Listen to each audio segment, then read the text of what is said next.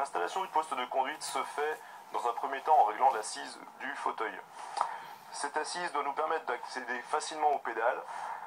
En appuyant complètement sur l'embrayage, on peut se rendre compte que ma jambe est trop tendue et de ce fait j'accède difficilement à cet embrayage et à la position du point de patinage qui doit être tenu avec précision.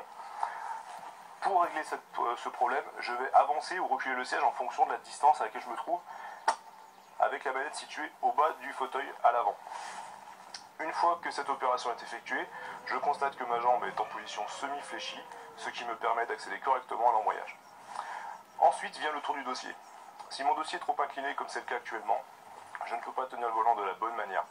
Il faudrait pour ce faire que je m'avance et du coup que j'adopte une position qui est inconfortable.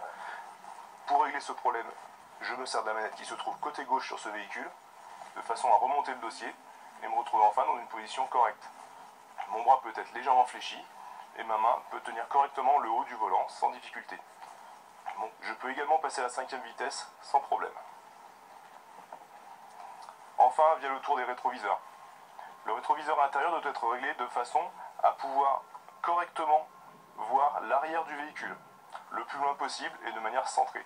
Ensuite les rétroviseurs extérieurs qui vont se régler électriquement, c'est-à-dire qu'il va falloir mettre le contact et utiliser les deux boutons ici présents.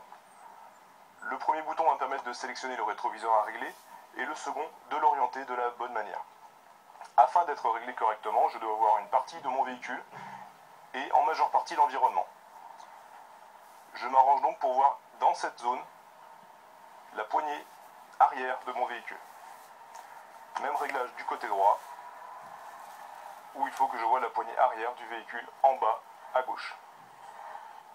Le volant peut également se régler en hauteur et en profondeur, avec la manette située sur le côté gauche, ce qui va me permettre de l'avancer, de le descendre ou de le remonter en fonction de la position que je veux adopter. Idéalement, en position de conduite normale, mes deux mains sur les côtés du volant doivent se retrouver légèrement plus bas que mes épaules, de façon à ne pas avoir une fatigue musculaire trop importante et qui vienne trop rapidement. L'appui-tête, enfin, doit se régler de façon à ce que notre tête ne soit pas projetée en arrière trop violemment et ne parte pas à l'arrière.